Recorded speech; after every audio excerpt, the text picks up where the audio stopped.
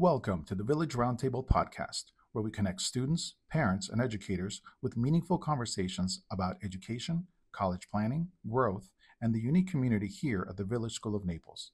I'm your host, Andre Gonzalez, Director of Marketing and Communications. Each episode, we bring in special guests to share insights, stories, and expertise on topics that matter most to our listeners. Whether you're a current family or considering joining our village, this podcast is your front row seat to what makes TVS truly special. Now, let's dive in. Today, we're thrilled to have Mrs. Sue Zumstein, Director of College Counseling here at the Village School of Naples and founder of the Quest College Success Program. Sue is an incredible resource for our students and families with years of experience guiding young minds toward their college and career goals. She's here today to share her expertise on navigating the critical transition from middle school to high school, making informed decisions about courses and extracurriculars, and preparing for success, not just in college applications, but in life beyond the classroom. Whether you're a parent, student, or prospective family, this conversation is packed with valuable insights you won't want to miss. Let's get started.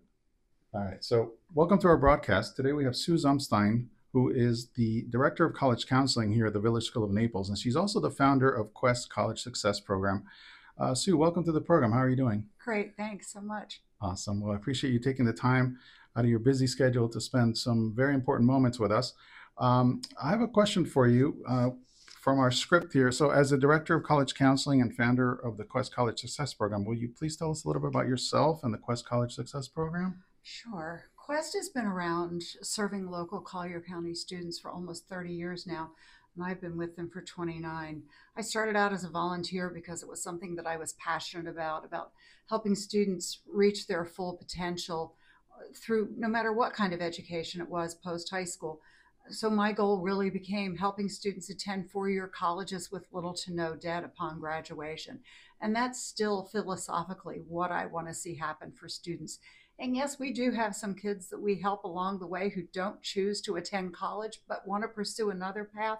And we're here to help guide them through that too. Fabulous. I think that's wonderful. What recommendations do you have for eighth grade students as they make their choices for high school classes? Well, I remember being that mom and all of a sudden high school seemed like this big looming thing out there because suddenly a student not only has to worry about graduation requirements through their school and also through the state of Florida, but then what do colleges want to see? And in reality, those are three different things. And so as students go K through 8, there aren't really requirements to move on to the next level other than you're performing well. Well, all of a sudden you get into ninth grade and you do have to meet requirements because you're getting a state diploma. And then on top of it, it's what are colleges looking for? So there are a few key things that I wish I would have known whenever I went through this process as a parent with my two sons. So first of all, colleges want you to challenge yourself as much as you can. I was never the mother, and I have never been with any of my Quest students, the person who says, please get straight A's all the way through. That's the key to college success, and it's not. The key to having opportunities for college when you're choosing high school is what kind of academic opportunities are going to be offered to me. You know, if I had the choice as to what high school I would attend, that would be first and foremost in my mind. I know for some kids, well, I want football or I want lacrosse or I want that. And I'm not saying that those experiences for some kids aren't significant, but I would hope that if college is their objective, that they would be looking at high schools locally that provide the most significant academic opportunities as well as extracurricular opportunities. Colleges will care much more about that as opposed to what you did in your extracurriculars.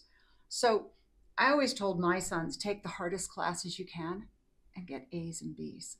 So when we sat down and started looking at, okay, where are you going to go to high school? We compared academic opportunities at different schools in town. And they ended up staying at their public schools and they had great experiences. But I continued to look at them and say, challenge yourself. Here's a simple rule of thumb that I wish I would have known back then. Colleges would rather see a B in an AP class than an A in an honors class. They'd rather see a B in an honors class than an A in a regular class. And so I would encourage kids to stretch themselves. Here's another little secret behind the scenes as to how colleges evaluate students with their classes is they take the transcript at the end of the junior year, which is kids apply fall of senior year, and colleges take that transcript and they strip it down. And they recalculate that GPA using only the 5 core academic areas of math, science, social studies, foreign language, and English. Mm. So if a student has the opportunity to take 7 classes during the day, and they're only taking 4 academics as opposed to 5, they only take 4, those other 3 electives could be stripped out of that grade point average that gets calculated in. And man, I wish I would have known that, because starting out in high school, I might have structured my students' classes a little differently. I would have encouraged them differently. Certainly, I realized that by the beginning of their sophomore year, and we shifted gears a little bit.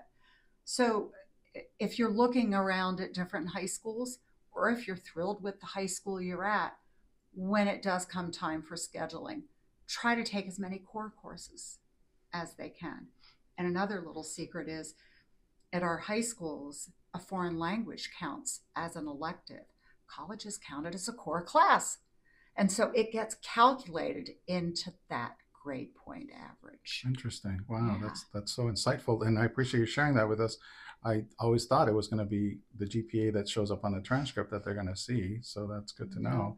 They don't necessarily care about the grades in band or PE or you see where I'm going with this. Sure. Or an art class. And even if art is the student's passion, all colleges are still going to look at a core GPA. Okay. Absolutely. Makes sense. Thank you very much. Sure. And so I think you kind of answered the next question as far as what the colleges want to see in a student's chosen classes. Is there anything you want to expand on that?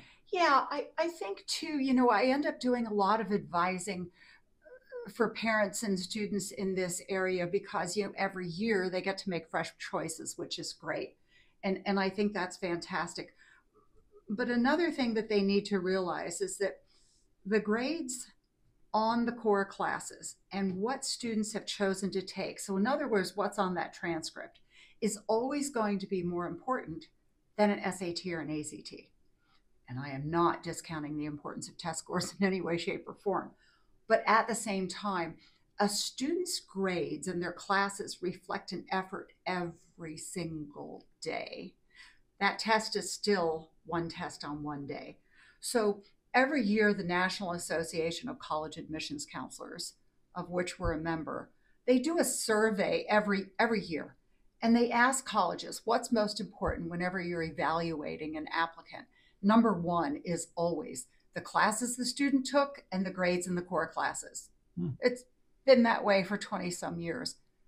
Then after that come test scores.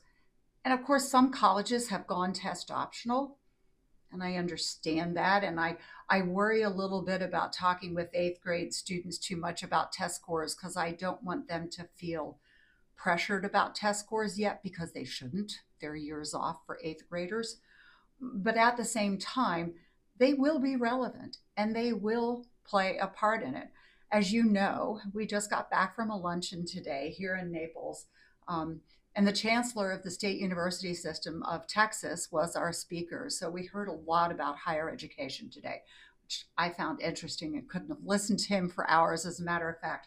But a gentleman sitting next to me, who I stopped to talk with afterwards, he does admissions interviews from MIT. And of course, so there were a lot of robust conversations as to what do colleges want to see in their applicants these days. And there are some things in this process that students have no control over. They have no control over the fact that Purdue had 8,000 more applicants this year than what they did last year, and they haven't increased the size of their freshman class. They don't have control over the fact that Florida State had 74,000 students apply this year for a freshman class of 6,200. But what they do have control over are the classes that they choose each year as they start and go through high school. They have control over their commitment and their dedication to their classes that they demonstrate every day with their teachers. They have control over eventually how much time and energy they're going to put into their SAT and ACT prep. Mm-hmm. There are a lot of things that kids do have control over.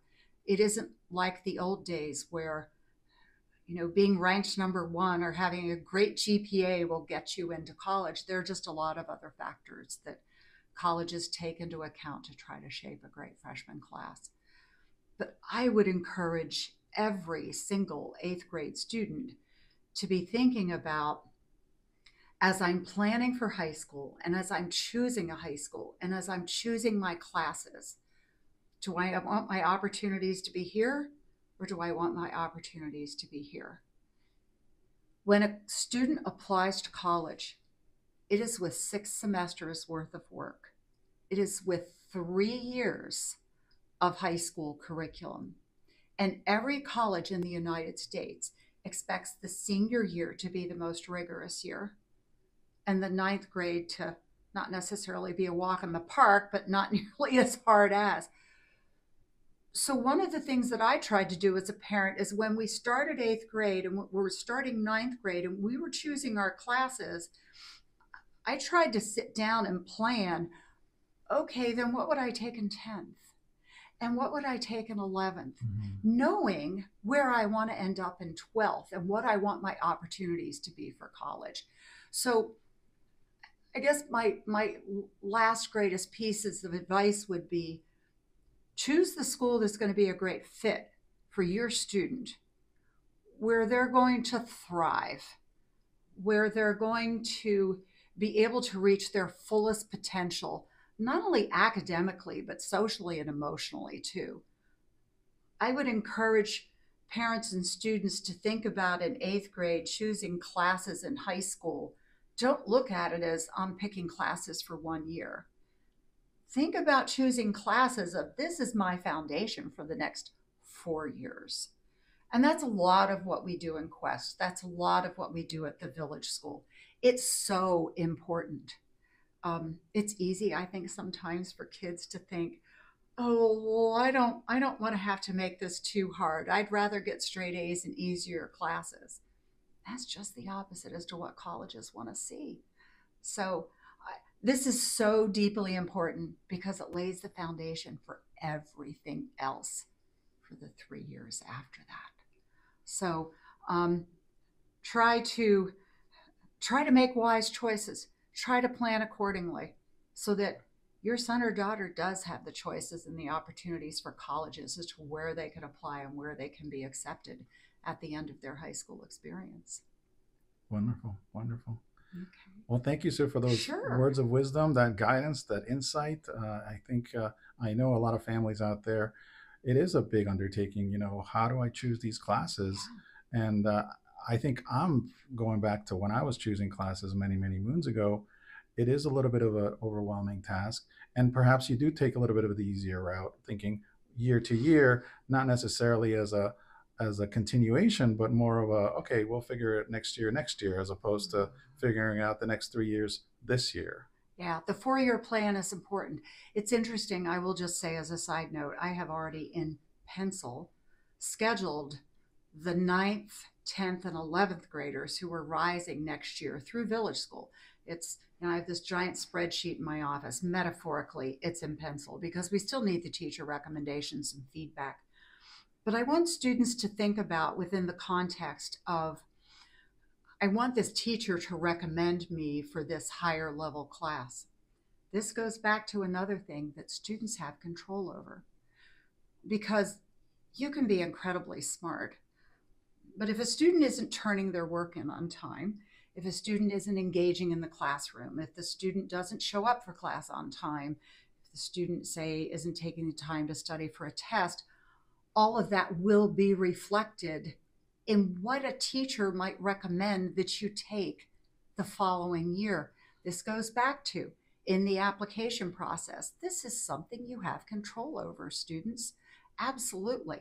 And when I do course advising, I want to have a 90% success rate. I want to have a 90% accuracy rate in this. And grit and determination is a part of that, in addition to intelligence. So I would just encourage all parents and students out here right now to be thinking about, okay, over the next several months as I move through 8th grade, what do I need to demonstrate to my teachers as far as who I am as a person and how determined I am and how much I'm showing an energy and a commitment to doing well in your class. They have control over that as to what they're going to get recommended for.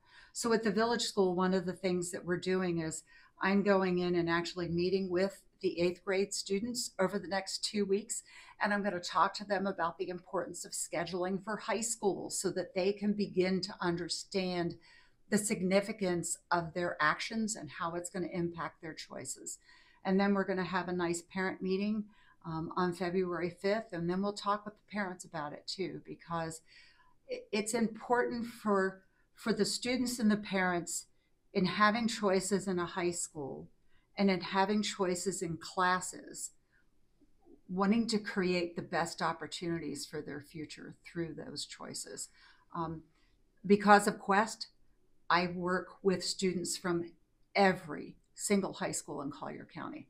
So I am well aware of what Village School offers, because I'm director of college counseling there, versus being the executive director of Quest and understanding what other high schools will offer or won't. And so I guess all I'm saying is if anybody has any questions about that, I feel fairly secure in saying that I am well versed enough in the other schools to be able to answer them. Fabulous. Yeah, okay. I appreciate what you shared, really. And I know our audience is going to be hungry for more, I feel like, because it's such an ongoing process. So we're looking forward to inviting you back for a series of other did you know type of things related to college, whether it's specific to the upper school and whatnot. Absolutely. Happy to help in any way. All right. Thank you, Sue. All right. Thank you so much for this opportunity. Absolutely. All right. We'll be signing off, and we'll see you guys next time. Thank you.